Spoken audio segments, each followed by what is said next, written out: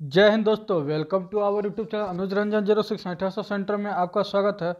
दोस्तों, ये जो आपका क्लास चल रही है, ये जो है कि आपका सेल हो गया या फिर NPCIL, ये इन सारे एग्जाम के लिए जो है कि काफ़ी मोस्ट इंपॉर्टेंट क्लास चल रही है, जो कि आपके एग्जाम के अकॉर्डिंग जो है कि काफ़ी हेल्प होने वाला है। इसमें फिर जो है मैं आपको फिटेड एंड इमर्शन से रिगार्डिंग जो है कि आपको क्वेश्चन कराऊंगा। ये वही सारे क्वेश्चन जो कि पिछले प्रीवियस या दूसरे एग्जामों में जो कि पूछा गया है, उसी से रिलेट करके जो है कि मैंने क्वेश्चन बनाया है, जो कि आपके एग्जाम के लिए काफ़ी हेल्पफुल है। जिसमें कुछ तो क्वेश्चन हो वो वही जो है जो कि बार्क में पूछे गए थे, ठीक है। बार्क के क्वेश्चन को और मैंने जो है कि NPCIL का जो प्रीवियस ईयर पेपर था उसको हमने इसमें इंक्लूड भी किया है। तो चलिए हम देखते हैं कि क्वेश्चन कैसा है और कौन कौन सा क्वेश्चन जो कि आपके एग्जाम के लिए हेल्पफुल होने वाले हैं।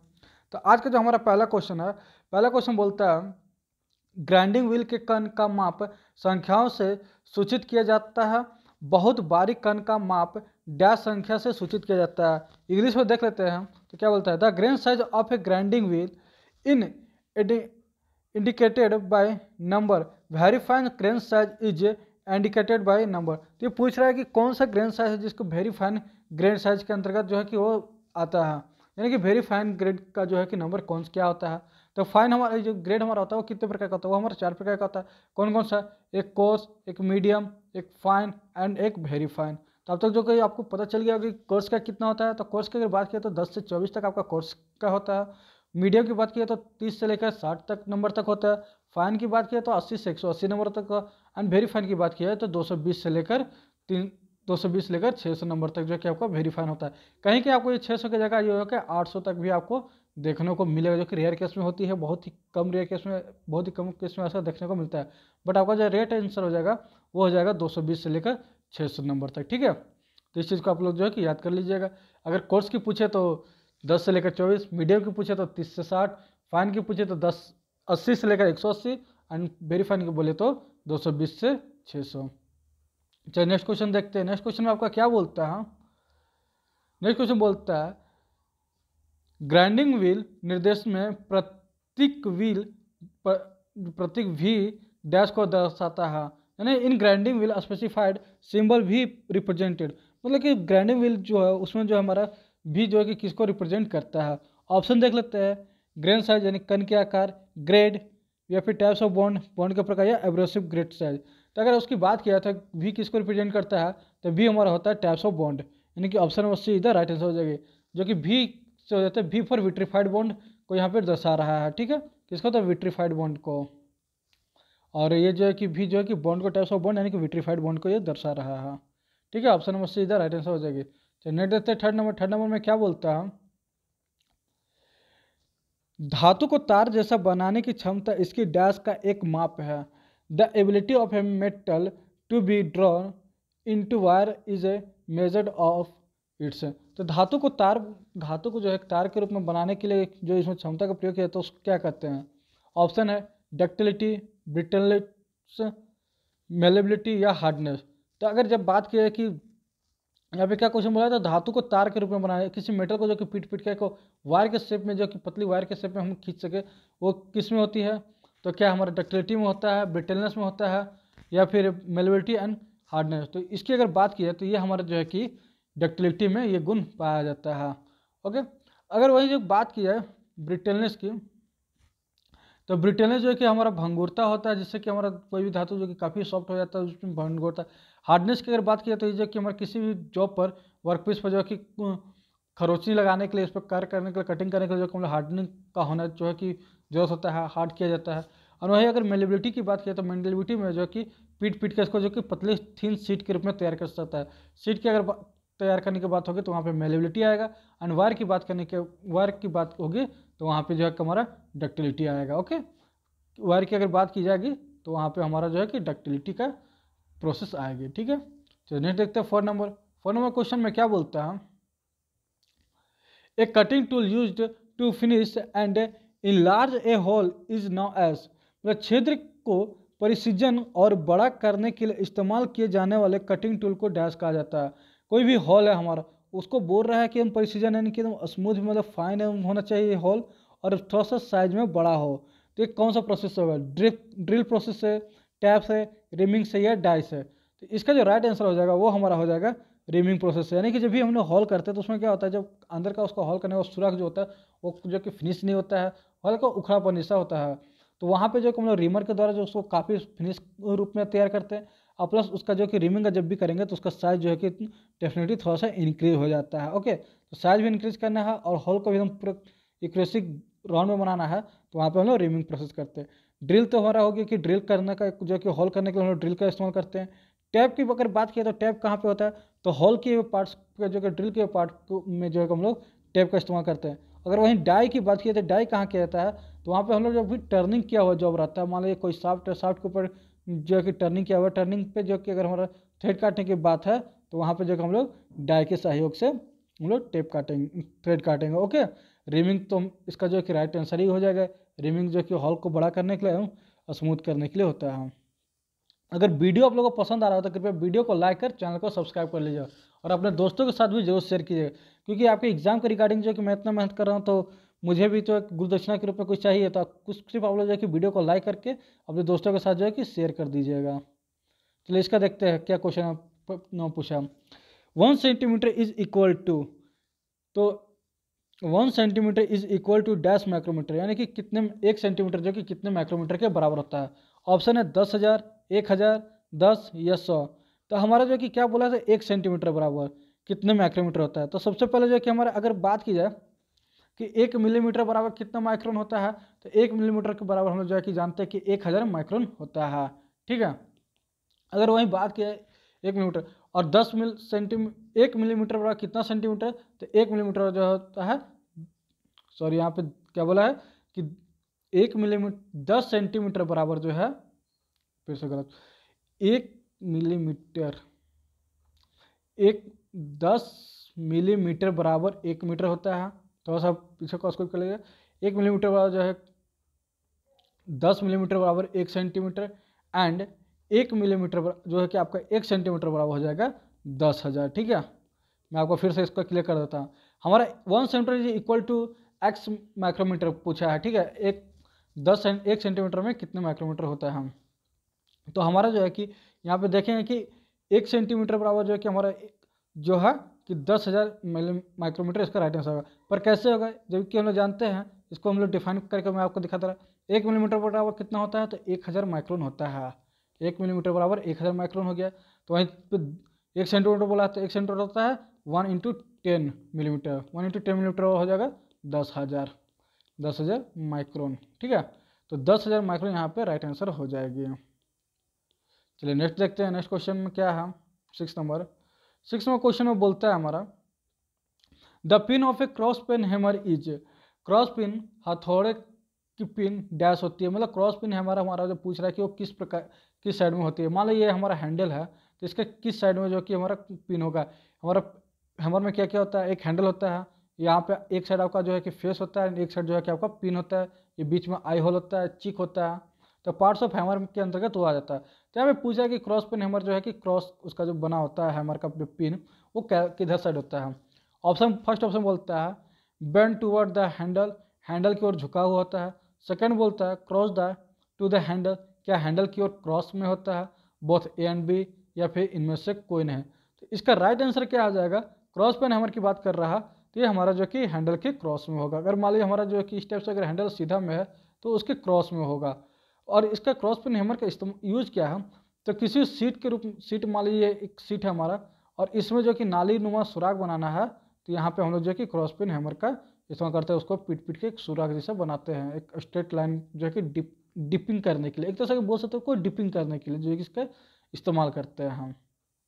चलिए देखते हैं 7 नंबर क्वेश्चन में क्या बोलता है, rust is formed from of iron and, तो लोहे की डैश की प्रतिक्रिया से जंग लगता है।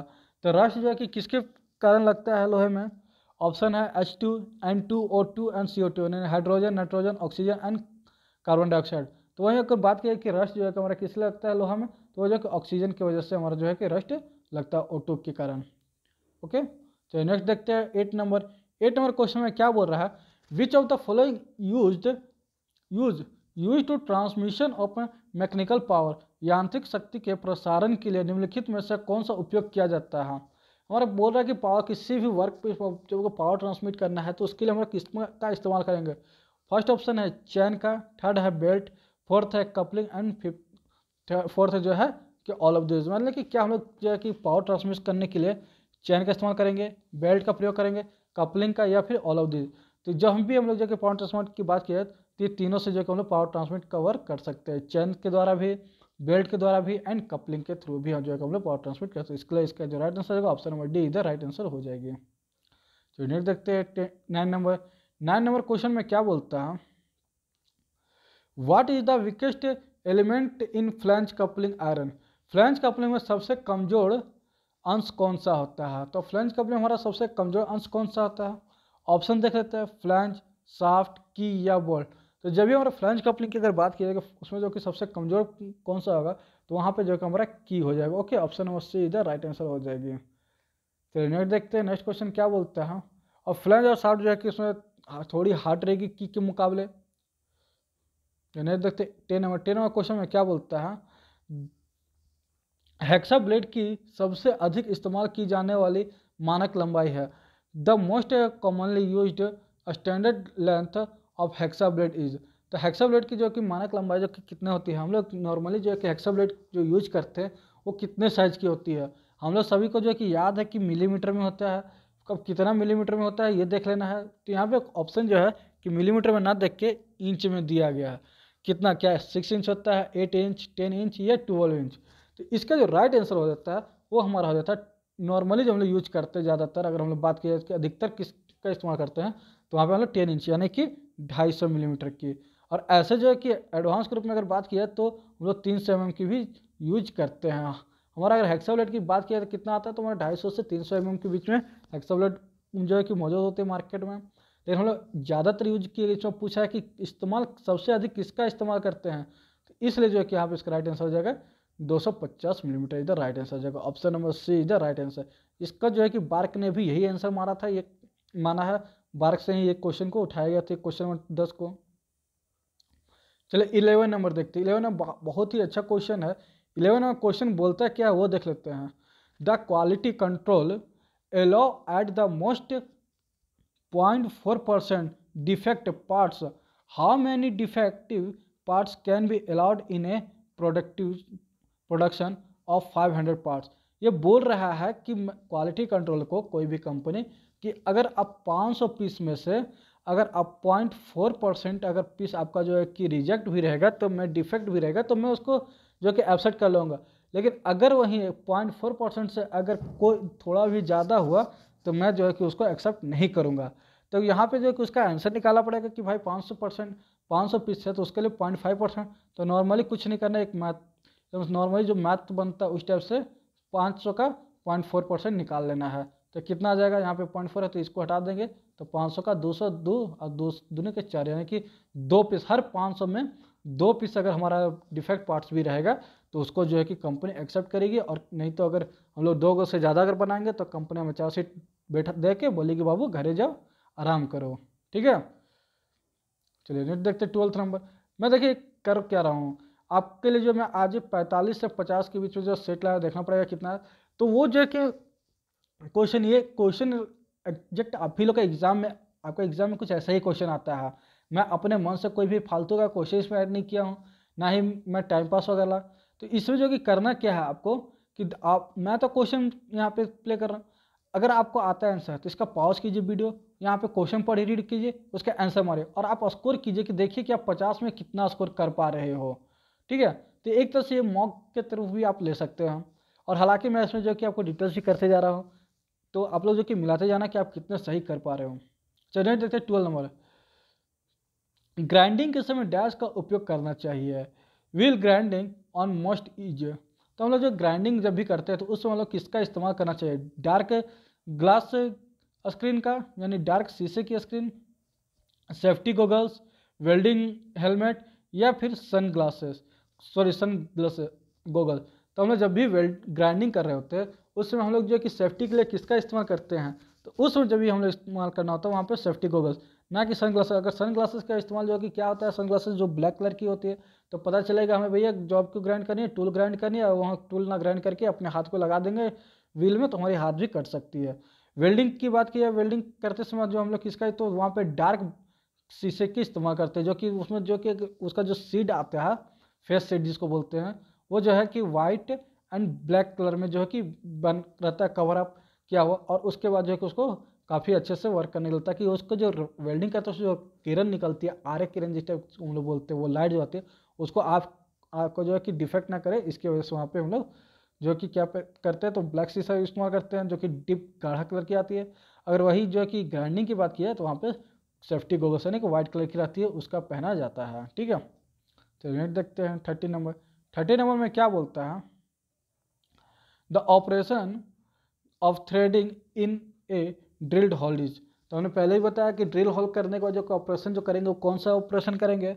फर्स्ट ऑप्शन बोलता है tapping, drilling, rhyming and grinding. ये तो ड्रिलिंग कर रहा है, ड्रिलिंग के बाद जो कि होल को ड्रिल करने के बाद जो कि उसमें कौन सा ऑपरेशन करेंगे, तो इसमें जो राइट आंसर हो जाएगा वो हो जाएगा हमारा टैपिंग।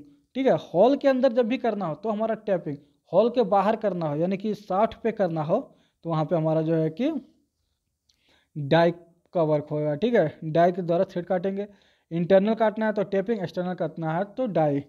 ठीक है, ड्रिलिंग से तो होल भी करेंगे, रिमिंग से जो कि साइज को बड़ा करेंगे, एंड ग्राइंडिंग से फिनिशिंग करेंगे। तो फिनिशिंग करने के लिए जो कि ग्राइंडिंग से जो कि हम लोग फिनिशिंग करते हैं, बट यहाँ पे क्या बोला है कि ड्रिल्स को उसके बाद thread operation of the thread in A drilling, तो ड्रिलिंग के बाद जो कि हम लोग टैपिंग करेंगे। ठीक है, थ्रेड काटने के लिए। चलो 40 नंबर देखते हैं। 40 नंबर क्वेश्चन में क्या बोलता है, 1 इंच इक्वल टू, तो 1 इंच कितने सेंटीमीटर के बराबर होता है। ऑप्शन है 0.254 सेंटीमीटर, सेकेंड ऑप्शन है 2.54 सेंटीमीटर, थर्ड है 25.4 सेंटीमीटर, एंड फोर्थ है 0.0254 सेंटीमीटर। तो एक कितना, इसका 1 इंच बराबर कितना सेंटीमीटर हो जाएगा, तो 1 इंच बराबर जो है कि हमारा 2.54 सेंटीमीटर इसका राइट आंसर हो जाएगा। 1 इंच की अगर बात करें, 1 इंच बराबर कितना हो जाता है, 2.54 हमारा सेंटीमीटर में आंसर हो जाएगा। ऑप्शन ऑफ बी इधर राइट आंसर हो जाएगी। नेक्स्ट देखते हैं 50 नंबर। 50 नंबर में क्या बोलता है, चेंज लंबाई या मूल लंबाई में परिवर्तन को कहा जाता है। Change in length and original length is called. तो लेंथ एंड जो कि ओरिजिनल लेंथ की लंबाई को क्या कहता है।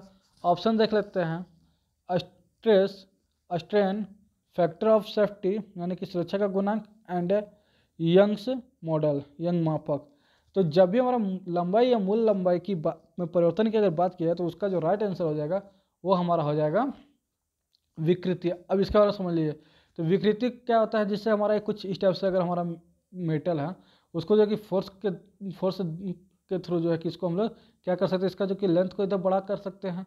तो इसको जो है कि इसके लिए क्या फॉर्मूला होता है कि strength equal to delta upon delta into L upon जो है कि लेंथ हो जाएगा। ठीक है, delta into length upon length, इसका जो है कि फॉर्मूला हो जाएगा स्ट्रेंथ इक्वल टू। तो इसके लिए इसका जो राइट आंसर हो जाएगा वो विकृति स्ट्रेंथ इसका राइट आंसर हो जाएगी।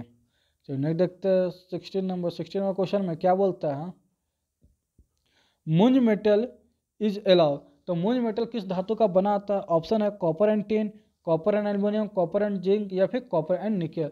तो मुंज मेटल की अगर बात किया तो कॉपर एंड जिंक की जो है कि बना होता है, यानी मुंज मेटल हम लोग कहते हैं किसको है, सॉरी, मुंज मेटल हम लोग किसको कहते हैं, तो मुंज मेटल जो है लोग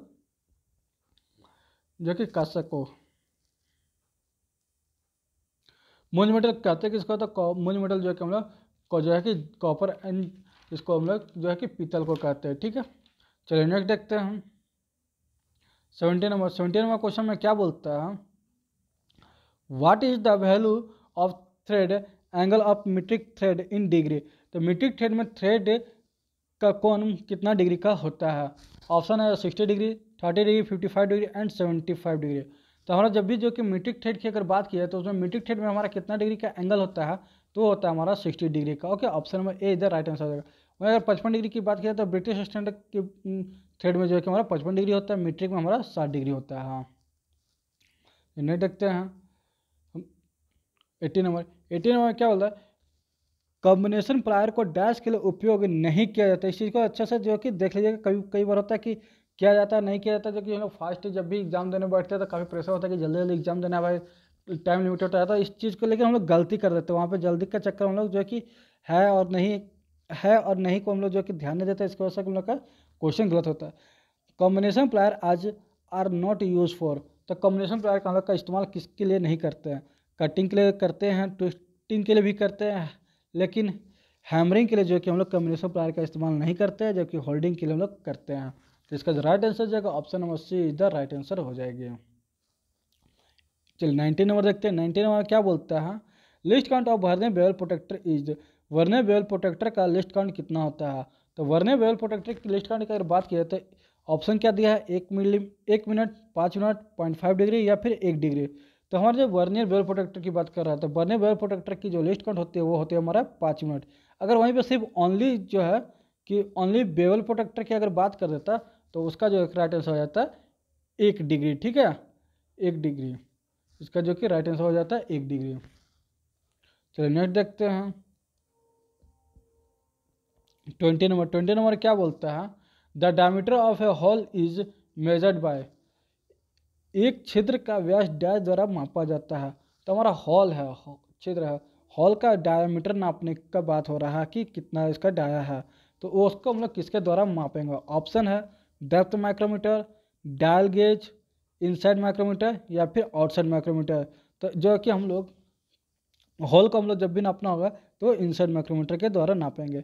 डेप्थ माइक्रोमीटर से क्या करेंगे? तो ब्लाइंड होल, जैसे कि हॉल के लेंथ जो कि कितने अंदर तक जो कि ये हॉल गया हुआ है, कटिंग किया और ड्रिल किया हुआ है, उसको नापने के लिए डेप्थ माइक्रोमीटर का इस्तेमाल करेंगे।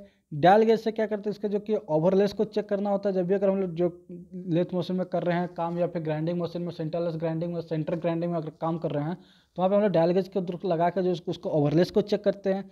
आउटसाइड माइक्रो द्वारा जो कि इसका हम बाहरी जो है कि माप लेना होता है, तो लोग जो उसके लिए आउटसाइड माइक्रोमीटर का इस्तेमाल करते हैं। चलिए 21 नंबर देखते हो। 21 नंबर क्वेश्चन में क्या बोलता है? एक माइक्रोमीटर में मिलीमीटर स्केल को डैश पर चिन्हित किया जाता है। Millimetre scale in a micrometer is marked on. Option है spindle, ratchet, thimble and barrel. तो अगर माइक्रोमीटर की बात कर रहा है तो माइक्रोमीटर में जो है कि हमारा पूछ रहा है कि ये कहाँ पे जो है कि इसका माइक्रोमीटर में जो एक माइक्रोमीटर मिलीमीटर स्केल जो कि कहाँ पे हमारा बना होता है उसके बारे में ये पूछ रहा है। तो हमारा कहाँ पे जो है कि माइक्रोमीटर में मिलीमीटर ग्रेजुएशन होता है उसके बारे में, तो ये हमारा होता है बैरल। इसको हम लोग क्या बोलते हैं? बैरल। ये वाला भाग हमारा होता है थिम्बल। तो हमारा जब भी यहाँ पे देखोगे कि एक बड़ा, एक छोटा, एक बड़ा, एक छोटा, एक बड़ा, एक छोटा, यहाँ पे जो है कि ग्रेजुएशन किया होता है। ठीक है, तो यहाँ पे क्या हमारा बोला? मिलीमीटर में। तो मिलीमीटर में कहाँ होगा? तो यहीं पे बैरल में है, जो कि इसका राइट आंसर हो जाएगा बैरल। और यहाँ पे जो कि कितना इसका कई बार पूछ लेता है कि बैरल में न्यूनतम माप कितनी दी होती है, तो न्यूनतम माप जो है कि 0.5 mm दी होती है। वहीं जो कि इसकी अगर बात करें थिम्बल में, तो थिम्बल में एक जो लाइन होता है ये टोटल जो है कि कितने में होता है? ये जब पूरा एक राउंड घूमता है, जब पूरा एक राउंड घूमता है तो ये हमारा कितना घूमता है? 0.5 mm तक ये जो है कि घूमती है। तो यानी कि हर ग्रेजुएशन जो है कि एक एक करके जो कि 50 राउंड, जब पूरा एक राउंड जब पूरा फुल घूमते हैं तो 0.5 mm का दूरी तय करता है। ये जो कि बाहर जो कि 0.5 mm तक बाहर या अंदर आती है। तो जिसकी वजह से कि इसका थिम्बल का जो हो जाएगा कि 0.5 हो जाता है, डिस्टेंस तय करती है। और जो कि बैरल का पूछ रहा है कि मिलीमीटर में कहाँ पे मिलीमीटर ग्रेजुएशन होती है, तो वो हमारा मिलीमीटर स्केल जो होती है वो बैरल पे होती है। आई होप कि आप लोगों को वीडियो पसंद आ रहा होगा। अगर वीडियो पसंद आ रहा है तो कृपया वीडियो को लाइक कर चैनल को सब्सक्राइब कर लेंगे। Which among the following unit is the largest unit for measurement of angle? निम्नलिखित में से कौन सी इकाई कोण मापने की सबसे उच्चतम इकाई है? कोण मापने के यानी कि एंगल मापने की सबसे जो एक्यूरेसी वाली जो है सबसे बड़ी साइज वो कौन सी, वो पूछ रहा है। रेडियन, सेकेंड, मिनट या फिर डिग्री। तो कोण मापने की सबसे बड़ी इकाई कौन सी है? ऑप्शन देख ले रेडियन है, सेकेंड, मिनट या फिर डिग्री। तो जब भी कोण मापने की सबसे बड़ी इकाई की अगर बात की है तो वहाँ पे इसका जो आंसर हो जाएगा वो हो जाएगा radian. Option number A is the right answer हो जाएगी। नेक्स्ट देखते हैं 23 नंबर क्वेश्चन में क्या बोलता है? Graphite is lubricate. ग्रेफाइट एक स्नेहक है। तो ग्रेफाइट किस प्रकार का स्नेहक लुब्रिकेंट है? ऑप्शन है लिक्विड है, सेमी लिक्विड है, सॉलिड है या फिर इनमें से कोई नहीं। तो आप सही जानते हैं कि ग्रेफाइट जो है कि एक सॉलिड लुब्रिकेंट के अंतर्गत आता है। ऑप्शन नंबर सी इधर राइट आंसर। सॉलिड लुब्रिकेंट के अंदर जो है कि ग्रेफाइट आता है। तरल यानी कि लिक्विड के अंदर कौन सा आता है, तो लूब ऑयल जितना भी होता है, लूब ऑयल जो होता है वो हमारा तरल यानी कि लिक्विड फॉर्म में होता है। सेमी लिक्विड की अगर बात किया तो सेमी लिक्विड में क्या होता है, ग्रीस जिसको हम लोग बोलते हैं, वो जो है कि सेमी लिक्विड के अंतर्गत आता है। सॉलिड में हमारा ग्रेफाइट होता है। कई बार हमसे पूछ लेता है क्वेश्चन कि किस मेटल में ग्रेफाइट का गुण होता है, तो किस मेटल में ग्रेफाइट का गुण होता है, जब वहाँ पूछ लेते हैं उसको हो जाता है हमारा carbon steel cast iron. Cast iron में जो है कि हमारा ग्रेफाइट का गुण होता है, जिसकी वजह से जब भी हम लोग उसको कटिंग करते हैं तो उसमें जो है कि कूलेंट का इस्तेमाल नहीं करना पड़ता, क्योंकि वो सेल्फ कूलेंट उसमें मौजूद होता है। वहाँ पर से हम लोग ड्रायर का इस्तेमाल करने से हमारा कम हो जाता है। चलिए 24 नंबर देखते हैं। 24 नंबर क्या बोलता है, the angle which A less than 90 is called, जो कोण 90 से कम है उसे डैश कहा जाता है।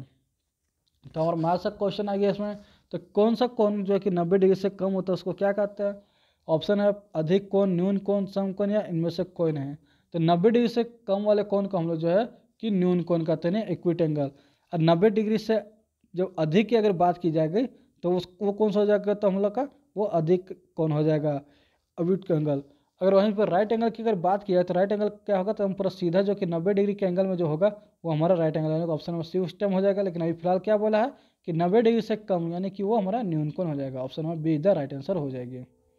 25 नंबर क्वेश्चन में क्या बोलता है, select the most appropriate answer, the least count of vernier caliper is, सबसे उपयुक्त उत्तर का चयन करें जो वर्नियर कैलिपर का लिस्ट काउंट है। तो वर्नियर कैलिपर का लिस्ट काउंट कितना होता है ये हम सब जानते हैं, तो उसी के अकॉर्डिंग जो है कि इसका राइट आंसर क्या हो जाएगा, तो 0.02 mm is the right answer हो जाएगी। कई बार आपको जो है कि 0.02 ना लिख के 1/20 mm भी मिलता है। जैसे कि ECIL जो आपका हैदराबाद में हुआ था, ECIL का एग्जाम, उसका जो राइट उसमें क्या ऑप्शन दिया था 1/20 mm, जो कि कई सारे बच्चों ने इसका गलत कर दिया। यहाँ पे इसको ना देख के क्या मार दिया था 0.5 mm का आंसर जो है कि मार दिया, क्योंकि 0.02 तो ऑप्शन में ही नहीं था। तो करते क्या भले तो इसको मार दिए, और ये इस पे जो है कि बहुत लोग इस पर नोटिस ही नहीं किए थे कि वहाँ पे 0/20 mm है। जब इसको भी अगर आप डिवाइड करोगे तो ये भी जो है कि आपका जो है कि आ जाएगा 0.02 mm जो है कि इसका क्लियर होता है। लेकिन कई बार जो है कि 0.02 ना है ऑप्शन और 0.05 आंसर है तो हमें जो है कि वहाँ पे जाना है। लेकिन अगर पहले अगर 0.025 जो मिलता है तो ये हमारा राइट आंसर हो जाएगी। ठीक है, ऑप्शन में D is the right answer हो जाएगा। चलिए देखते हैं 26 नंबर में क्या बोलता है, the angle which is less than 90 degree, इसको लगता है शायद ये क्वेश्चन रिपीट हो गया है। जो कोण 90 डिग्री से कम है उसे क्या कहते हैं, उसे हम लोग इक्विट एंगल यानी न्यून कोण कहते हैं। Option number be the right answer हो गया। तो नहीं देखते हैं 27 नंबर। 27 में क्या हुआ है, what is the colour of N oxygen cylinder, एक ऑक्सीजन सिलेंडर का रंग क्या होता है। तो ऑक्सीजन सिलेंडर का रंग कैसा होता है, ऑप्शन है ब्राउन, ब्लैक, रेड या ग्रे। तो ऑक्सीजन सिलेंडर के रंग की अगर बात की तो वो हमारा जो है कि ब्लैक होता है। कैसा होता है, तो ब्लैक होता है। अगर वहीं एसिटिलीन सिलेंडर की अगर बात की जाए तो कैसे कलर की होती है, तो वो हमारा मैरून कलर की होती है। ठीक है, कैसा होती है, तो मैरून कलर की होती है। हाँ, तो नेक्स्ट देखते हैं 28 नंबर। 28 नंबर में क्या दिया है, ब्रास इज एन अलाउ, तो पीतल जो कि किसका मिश्रण से बनाता है, तो पीतल जो हमारा कॉपर प्लस जिंक के मिश्रण से हमारा जो है कि बना होता है। हाँ, जो कि ऑप्शन नंबर सी में यहाँ पे दिया गया है। कॉपर एंड टिन से हमारा क्या बनाता है, तो वो हमारा ब्रॉन्ज यानी कि कांसा बना होता है। और कॉपर एंड जिंक की अगर बात करेंगे तो वो हमारा पीतल बना होता है। ठीक है, चलिए इसको एक याद करने का पीतल यानी कि पिताजी, पिताजी करके अगर याद रखोगे पिताजी, तो वो हमारा तांबा प्लस जस्ता से इसका राइट आंसर हो जाएगा। शॉर्ट याद करने का एक ट्रिक हो जाता है। 29 नंबर देखिए। 29 नंबर में क्या बोलता है, a bearing has nominated 6310 here 10 is related. ये बोल रहा है कि ये जो कि 6310 है उसमें 10 का रिलेशन क्या है। ऑफ द बेयरिंग, एक बेयरिंग का नामकरण 6310 है। यहाँ 10 बेयरिंग के डैश से संबंधित है। ये जो है कि 10 हमारा वो किससे संबंधित है। ठीक है, तो ये जो है कि 10 किससे संबंधित, ऑप्शन है लेंथ, फिर इनर डायमीटर, फिर से साइज एंड आउटर डायमीटर। तो ये हमारा डैश की अगर 10 की बात की है तो ये जो है कि हमारा इनर डायमीटर यानी कि भीतरी व्यास से ये संबंधित है। ये सही करके जो कि आपका ये सेल्फ राहुल किलक का एग्जाम जब हुआ था उसमें किसका पूछा था, तो शंख का जो टूल होता है, टूल शंख, उसका पूछा था। उसका जो कि लेंथ को किससे वो लोग डिनोट करते हैं, ब्रेथ को किससे डिनोट करते हैं, इस टाइप से जो कि शंख के बारे में पूछा था, नंबर कितना नंबर से उसको डिनोट करते हैं। और यहाँ पे क्या पूछा है, बियरिंग का नामकरण है कि बियरिंग से जो कि ये पूछा है कि जो 63, 10 और डबल जेड जो दिखा रहा है उसमें से जेड का, ये डबल 10 का क्या मीनिंग है, तो वो है इनर डायमीटर। अगर वहीं पे 63 की अगर बात करते हैं कि ये 63 का क्या मतलब है, तो ये आउटर डायमीटर को दिखाता है, ठीक है। और 10 जो है कि इनर डायमीटर को। ध्यान देते हैं 30 नंबर क्वेश्चन में क्या बोलता है, निम्न में से कौन सा नट पाचन प्रणाली नहीं है, यानी कि टाइट करने वाला नट नहीं है कौन, विच of the following is not an not locking system, locking system वाला जो कौन सा नट हमारा नहीं है जिससे कि हम लोग लॉक नहीं करते हैं। ऑप्शन है चक नट यानी कि निरोध नट जिसको हिंदी में बोलते हैं, स्प्लिट नट, विपाटित pin, spring washer and wing nut. तो हम लोग जानते हैं कि क्या क्वेश्चन पूछा, not is a lock nut system, locking system कौन सा था, विंग नट हमारा देखिए लॉकिंग सिस्टम नहीं, क्योंकि ये टाइप्स ऑफ लॉकिंग के अंतर्गत आता है। टाइप्स ऑफ नट के अंदर जब भी बात करेंगे तो वहाँ पे हम लोग जो है कि इसका नाम आता है। टाइप्स ऑफ नट में हमारा जो है कि विंग नट आता है। विंग नट का इस्तेमाल हम लोग कहाँ पे करते हैं, तो जब भी हेक्सोइंग करते हैं तो हेक्सोइंग को जो कि हेक्सा ब्लेड को टाइट करने के लिए हम लोग विंग नट का इस्तेमाल करते हैं, ठीक है। और बाकी ये जो तीनों है ये जो है कि इसका ये लॉकिंग सिस्टम है। चक नट को क्या करते हैं, इसमें जो है कि एक ही स्टड में एक बोल्ट में 2 नट लगा देते हैं और एक दोनों को एक दूसरे का अपोजिट से टाइट करके जो है कि आपस में ही काफ़ी अच्छे से टाइट कर लेते हैं। स्प्लिट पिन भी जो है कि क्या होता है कि ये हमारा जो है कि शाफ्ट में एक कटा होता है, यहाँ पे मान लीजिए हमारा शाफ्ट है, ये हमारा बोल्ट नट चढ़ गया, यहाँ पे शाफ्ट में एक होल होता है और वहाँ पे हम लोग जो कि एक पिन को लगाते हैं जो कि वो अभी हमारा बोल्ट निकालेगा, रोक के रखता है। और स्प्रिंग वाशर तो आप लोग समझ ही रहे, वाशर में जो कि स्प्रिंग रहता है इस टाइप से। तो नहीं रहते 31 नंबर में क्या बोलता है, V block is used to hold bar. The V block usually has an angle of, यानी कि V आकार, V ब्लॉक गोलाकार छड़ को रखने के लिए इस्तेमाल किया जाता है। ये V ब्लॉक आमतौर पर डैश का कोण होता है। तो V ब्लॉक का एंगल कितना होता है, 30 डिग्री, 60 डिग्री, 75 या 90 डिग्री। तो V ब्लॉक होता है कैसा, कुछ देख सकते हैं कि इस टाइप से जो कि हमारा V ब्लॉक होता है। ये एंगल और ये एंगल जो है कि 45 डिग्री का होता है। तो जब ये दोनों 45 डिग्री का एंगल मिल जाएगा तो कितना हमारा बन जाएगा, तो ये हमारा जो है कि 90 डिग्री हो जाएगा। तो इसलिए इसका जो राइट आंसर हो जाएगा वो हमारा हो जाएगा 90 degree. Option number D is the right answer हो जाएगी। और अब जो है कि यहाँ पे हम लोग इसको जो है कि आसानी से यहाँ पे रख सकते हैं रॉड को, जिससे कि वो स्टेबल रहेगा, वो हिलेगा नहीं। तो और ये जो कि दोनों के जब एंगल को मिलाएंगे तो कितना होता है 90 डिग्री का जो कि हो जाती है। हाँ चलिए नेक्स्ट देखते हैं 32 नंबर में क्या बोलता है, which of the following is not attractive by a magnet, मतलब निम्नलिखित में से कौन सा पदार्थ चुंबक द्वारा आकर्षित नहीं होता है। तो कौन सा पदार्थ जो है कि चुंबक द्वारा आकर्षित नहीं होता, ऑप्शन है SS410, यानी कि SS का मतलब कि stainless steel, stainless steel 316, stainless steel 410, carbon steel, या फिर ये सभी। कौन सा है जो कि चुंबक के द्वारा जो है कि नहीं चिपकते, आकर्षित चुंबक जो इस लोगों को आकर्षित नहीं करता है। तो इसका जो राइट आंसर जाएगा वो stainless steel 316, option number B इधर राइट आंसर हो जाएगी। 34 नंबर देखते हैं, 33 हो गया, सॉरी 32 हो गया, 33 नंबर में क्या बोलता है, guide pin is called, guide pin को डैश कहा जाता है। ऑप्शन है double pin, hollow pin, split pin या टैप पिन। तो गाइड पिन का इस्तेमाल क्या है, गाइड पिन होता है जब भी दो पार्ट्स को लोकेट करके जो है कि वहाँ पे वर्क करना है। मान लीजिए हमने किसी जॉब को यहाँ पे एक जो है कि हॉल करके जो कि लोकेट करके एक दोनों को एक दूसरे के समानांतर अगर वर्क करना है, बराबर करके लॉक करना है, तो हम लोग डबल पिन का इस्तेमाल करते हैं, जिसको कि गाइड पिन का दूसरा नाम भी हम लोग बोलते हैं। गाइड पिन का दूसरा नाम की अगर बात किया तो किसको बोलते हैं, तो हम लोग डबल पिन को कहते हैं, ठीक है। चलिए नेक्स्ट देखते हैं, नेक्स्ट क्वेश्चन नंबर क्या बोलता है 34 number, which of the following is not cutting tool material, निम्नलिखित में से कौन सा एक कटिंग टूल बनाने वाला पदार्थ नहीं है। हमारा एक क्या बोला, फिर से यहाँ पे देख लीजिए, not material, cut, not a cutting tool material, not a cutting tool material, कौन सा पदार्थ नहीं है जिसका कि हम लोग कटिंग टूल नहीं बना सकते। ऑप्शन है HSS यानी high speed steel, second option है टंगस्टन कार्बाइड, थर्ड है सिरामिक्स एंड फोर्थ है रॉट आयरन। तो किसका नहीं बना सकते, तो हम लोग जो कि रॉट आयरन का जो है कि हम लोग कटिंग टूल नहीं बनाते। रॉट आयरन का क्या बनाता है, तो ये क्रेन जो क्रेन होता है उसका जो है कि हुक, क्रेन का हुक जो है कि ये हम लोग जो है कि रॉट आयरन का बनाते हैं, जो कि इसमें कार्बन की प्रतिशत नाम मात्र की होती है। सबसे शुद्ध लोहा में अगर बात किया किस कौन सा होता है, तो वो हमारा रॉट आयरन भी होता है। और बाकी ये तीनों का जो है कि हम लोग जो कि कटिंग टूल बनाते हैं। जैसे HSS का देखते हैं कि आप सिंगल पॉइंट कटिंग टूल भी बनता है, जैसे कि आपका शेपर मशीन वगैरह में जो है कि इसी का इस्तेमाल होता है। और HSS का क्या और बना होता है, तो मिलिंग मशीन का जो टूल होल्डर होता है जिसमें जो कि कटिंग टिप जो सब फंसता है वो भी HSS का बनाता है। टंगस्टन कार्बाइड का सिंगल पॉइंट टूल में जो कि पॉइंट आगे का होता है वो टंगस्टन कार्बाइड का होता है। सिरामिक का भी पॉइंट बनता है cutting point. And wrought iron का जो है कि हुक बनता है, ना कि कटिंग पॉइंट। ठीक है, आप लोग जो है कि इसको देखते जाओगे और जो है कि इसका आंसर जो है कि आप लोग नोट डाउन करते जाओगे और अंत में स्कोर आप लोग बताओगे कि आपका 50 में कितना आया। और अगर आप लोगों को वीडियो पसंद आ रहा हो तो कृपया वीडियो को लाइक कर चैनल को सब्सक्राइब भी जरूर कर लीजिएगा। वर्कपीस की सतह से एक टेप टूट गया है।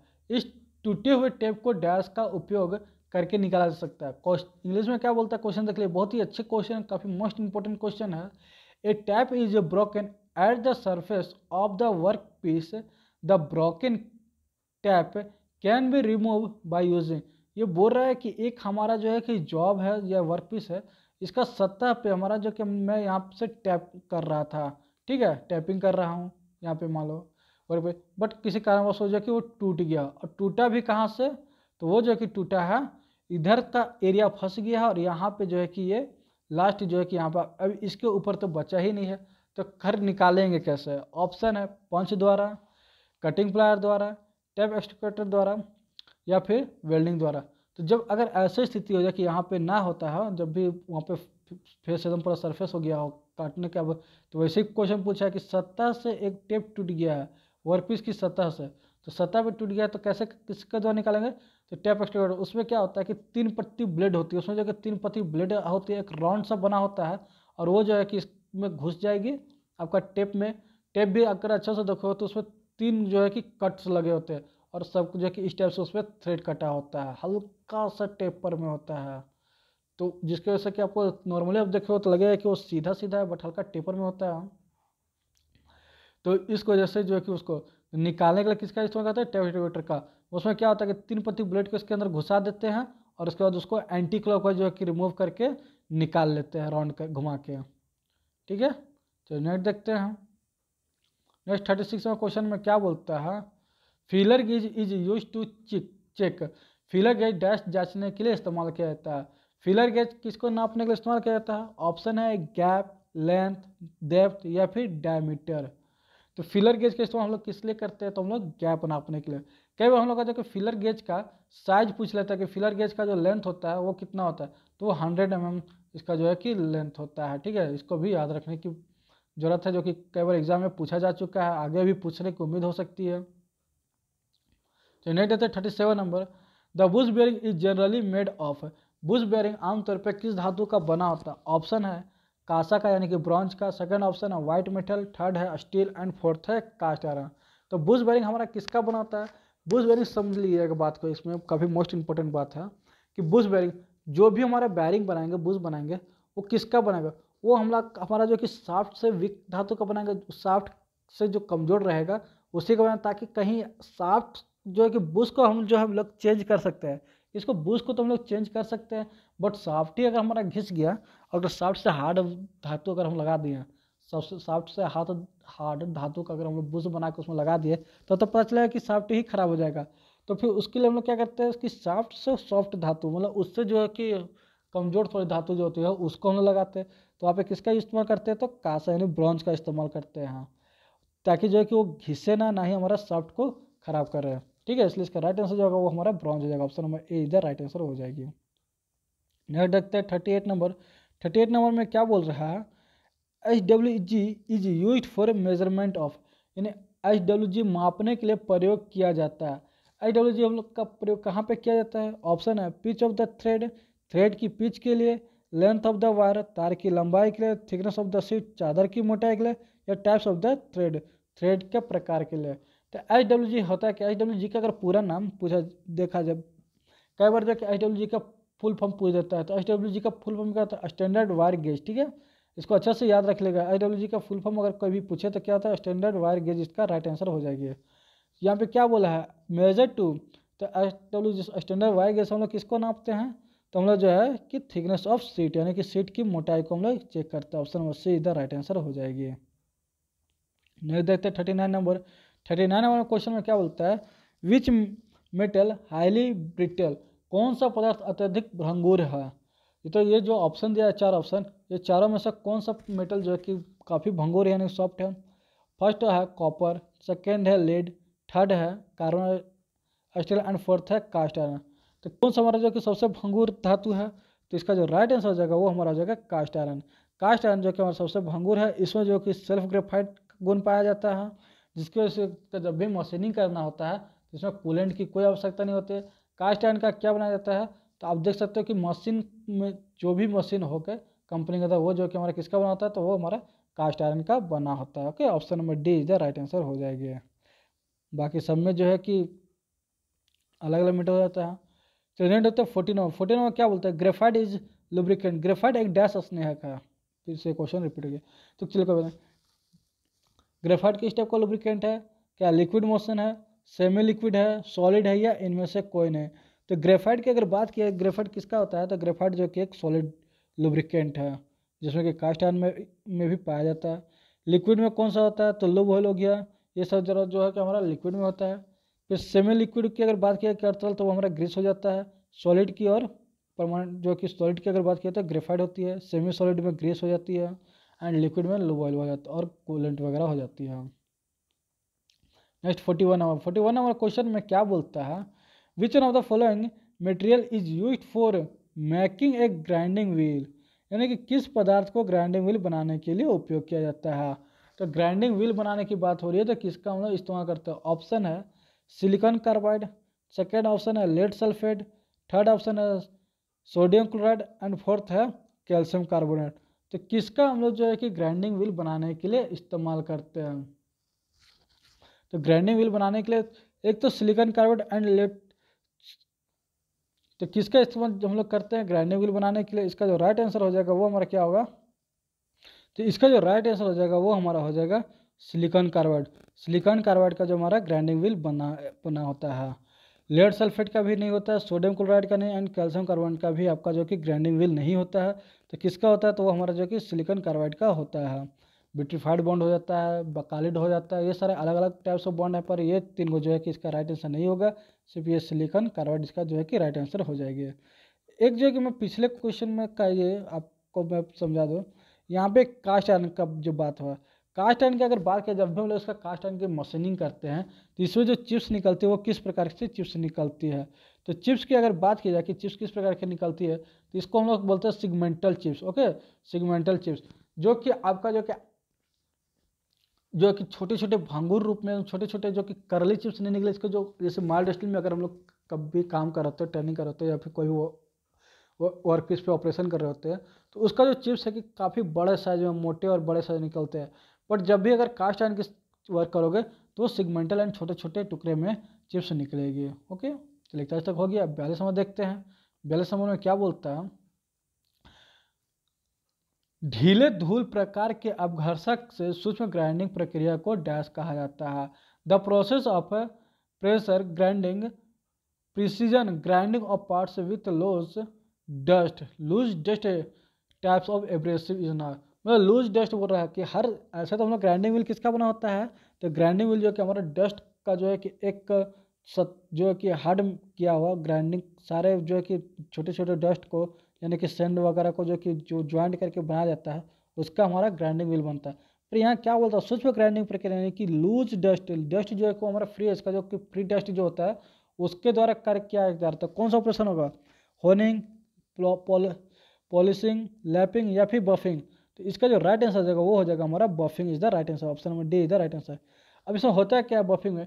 तो ये ग्राइंडिंग जो एब्रेसिव होता है, ये छोटे छोटे एब्रेसिव जो होते हैं, इसको जो है एक बड़े बकेट के अंदर इसको जो कि रख लेते हैं, एक बॉक्स के अंदर। मान लीजिए एक इतना एरिया में, थोड़ा एरिया में जो है कि व्हील भरा हुआ, अब उसके ऊपर से हम लोग बॉक्स के अंदर जो कि जॉब को वर्क पीस को डाल लेते हैं, और उसके बाद इसको जो कि आपस जो कि पूरा हिलाते हैं ना कि चेक करते हैं, जब वो आपस हिलाते हैं तो ये जो कि क्या होता है, इसके ऊपर अच्छे से फिनिशिंग आ जाती है, जो तुम्हारा वर्क पीस होता है उसके ऊपर अच्छे से फिनिशिंग आता है और वो काफ़ी फाइन हो जाती है। तो इसलिए इसका जो राइट आंसर है वो हो जाएगा बॉपिंग, option number D is the right answer हो जाती है। नहीं देते 43 नंबर में क्या क्वेश्चन पूछ रहा है, सामान्य उद्देश्य के लिए इस्तेमाल की जाने वाले ट्विस्ट ड्रिल का बिंदु कौन है। The point angle of general purpose twist drill is, general purpose of twist drill is, तो जनरल पर्पस जो हमारा ट्विस्ट ड्रिल का होता है उसका एंगल कितना होता है, तो उसका जो एंगल होता है 118 यानी कि 118 डिग्री इधर राइट आंसर हो जाएगी। लेकिन अगर जो है कि अकॉर्डिंग टू वर्क पीस जो कि इसका एंगल बदला जाता है, जैसा कि मान लीजिए प्लास्टिक की धातु पर काम कर रहे हैं कि प्लास्टिक तो हो गया हमारा सॉफ्ट। जनरली अगर बात किया तो जनरली किसका यूज़ करते हैं हम लोग, जो 118 वो हम लोग आता है माइल्ड स्टील का अकॉर्डिंग टू इसको लिया जाता है। और अगर सॉफ्ट की धातु की बात की जाए, प्लास्टिक की करना हो या ब्रास पे या फिर एलुमिनियम पे, तो इसका जो है कि 90, 95, 75 इस टाइप से जो इसका कटिंग एंगल हो जाएगी। अगर हार्ड धातु पे करना तो 118 से ज़्यादा भी किया जा सकता है, ठीक है, इंक्रीज करके जो उसका पॉइंट एंगल बनाया जाता है और उसके अकॉर्डिंग जो कि वर्क किया जाता है। नहीं देते 44 नंबर बोलता है विच मटेरियल हाईली ब्रिटेल, कौन सा पदार्थ अत्यधिक भंगुर है। ये चारों ऑप्शन में से कौन सा है जो कि अत्यधिक भंगुर है। ऑप्शन है कॉपर, लेड यानी कि शीशा, कार्बन स्टील एंड फोर्थ है कास्ट आयरन। तो इसका जो राइट आंसर हो जाएगा वो हमारा हो जाएगा cast iron, option number D is the right answer हो जाएगी। क्योंकि कास्ट आयरन जो कि काफ़ी भंगुर है, इस पर जो कि अगर हम लोग एक भी हैमर अगर जोर से अगर हम लोग हैमरिंग कर दें तो ये जो कि टुकड़े में टूटेगी। एक होता है कि हम माइल्ड स्टील के ऊपर अगर हम लोग हैमर लगा से पीटते हैं तो बहुत होगी टूटी जो कि बैंड हो जाएगी, ठीक है, या फिर जिस शेप में उसको मोड़ना उस शेप में हम लोग मोड़ सकते हैं। बट कास्ट आयरन को जो कि हम लोग कभी शेप में नहीं मोड़ सकते हैं, इसको कभी भी हम लोग फोर्जिंग करके जो कि हम लोग इस पर कार्य नहीं कर सकते। इसका सिर्फ और सिर्फ कास्टिंग ही होता है, ठीक है, कास्टिंग करके जो भी शेप में करना है वो कास्टिंग करके और उसके ऊपर जो फाइनली अगर बहुत ज़्यादा हुआ तो मशीनिंग प्रोसेस किया जाता है। इसके ऊपर कभी भी फॉर्जिंग प्रोसेस नहीं किया जाता है। इसका राइट आंसर हो जाएगा भंगुर कौन है, तो हमारा cast iron is the right answer हो जाएगा। तो देते 45 नंबर क्वेश्चन में क्या बोलता है, V block is use to hold bar, the V block usually has an angle of. तो वी ब्लॉक का आकार कैसा कितना डिग्री का होता है, तो वी ब्लॉक हमारा जो कि इस शेप में होता है और वी ब्लॉक की अगर साइज एंगल की बोला जाए तो हमारा 90 डिग्री होता है। Option number D is the right answer हो जाएगा। लगता है ये भी क्वेश्चन जो है कि रिपीटेड हो गया है, यानी कि 2 या 3 क्वेश्चन जो कि हमारा रिपीटेड हो गया है आई थिंक। चलिए नहीं देखते 46 नंबर क्या बोलता है, which of the following can not be use for locking of a bolt. Bolt को लॉक करने के लिए निम्नलिखित में से किसका उपयोग किया जाता है। ऑप्शन है वायर का, सॉरी यहाँ पे क्वेश्चन देखिए क्या बोला, जिससे हमने भी अभी गलती कर दिया, उपयोग नहीं किया जाता है, can not be use lock करने के लिए किसका यूज नहीं किया जाता। ऑप्शन है wire, disc washer, nut and spanner. ये काफ़ी इंटरेस्टिंग क्वेश्चन, इसमें जो आदमी कई बार फंसता है, एग्जामिनर जो कि क्वेश्चन को देख के जो कि फंसाता है। सब जो है कि सोचते हैं कि स्पैनर जो है कि एक लॉकिंग डिवाइस है, ये लॉकिंग डिवाइस नहीं है, इस चीज़ को गार्ड बांध लो। ये क्या करता है, तो ये सिर्फ जो है कि आपको जो है कि किसी भी नट या बोल्ट को घुमा के टाइट करता है। टाइट करने के बाद जो है कि इसका काम तो खत्म, ये तो बाहर आ जाता है। उसके अंदर क्या रह जाता है, तो आपका नट रह जाता है बोल्ट।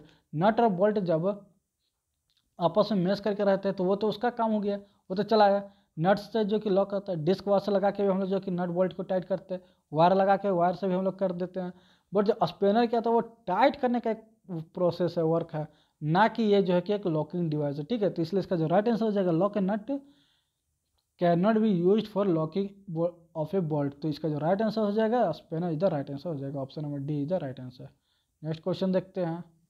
चलिए आज के सेशन में जो है कि 46 नंबर ऑफ क्वेश्चन थे। अगर आई होप मैं देखना चाहता हूँ कि 46 में आप लोग जो कि कितना नंबर लाए हैं। आप लोग कमेंट जरूर कीजिएगा कि हमारा जो कितना नंबर आया है। ये भी जितना भी अगर 10 नंबर भी आता है, 5 नंबर भी आता है तो शर्माने का नहीं है, जो भी आता है उसको कमेंट करना है। कितने लोग तो होंगे कि 46 में 45 नंबर भी लाए होंगे, जो भी लाए हैं वो कमेंट जरूर कीजिएगा ताकि मैं समझ देखूँगा कि कितने लोग जो कि इंटरेस्टेड हैं। अगर आप लोगों को वीडियो पसंद आएगा तो कृपया वीडियो को लाइक कीजिएगा, अपने दोस्तों के साथ शेयर कीजिएगा, और जो भी लोग पहली बार देख रहे हैं वो लोग यार वीडियो को सब्सक्राइब जरूर कर लिए, ताकि जो है कि मैं और भी वीडियो बना सकूँ। आप लोग अगर कोई भी क्वेश्चन में अगर आप लोगों को दिक्कत हुआ होगा, जो हमने क्वेश्चन बताया, अगर उसमें से किसी में अगर आप लोगों को लगता है कि नहीं ये क्वेश्चन गलत है या फिर मुझे समझ नहीं आई, तो आप लोग कमेंट बॉक्स में कमेंट करना, मैं उसको जरूर जो कि कोशिश करूँगा उसको समझाने की, ठीक है। तो चलिए मिलते हैं नेक्स्ट वीडियो में इससे भी और भी बेहतर कंटेंट के साथ। ये जो है कि ये आज पहला क्लास था, ऐसे करते करते मैं जब तक आपका जो कि सारा एग्जाम के अकॉर्डिंग जो है कि मैं आपको क्लास करवाते रहूँगा। हमेशा जो कि यही कोशिश रहेगी कि 40 से 50 क्वेश्चन जो कि आपको पर डे लाया जाए, ताकि आप जो है कि इंटरेस्ट के साथ उसको सॉल्व करो, एग्जाम के अकॉर्डिंग जो कि आपको प्रिपेयर करो। और मैं जो कि बीच बीच में किसी खास टॉपिक पे भी आपको जो है कि वीडियो दिलाया करूँगा। चलिए, thank you and bye bye.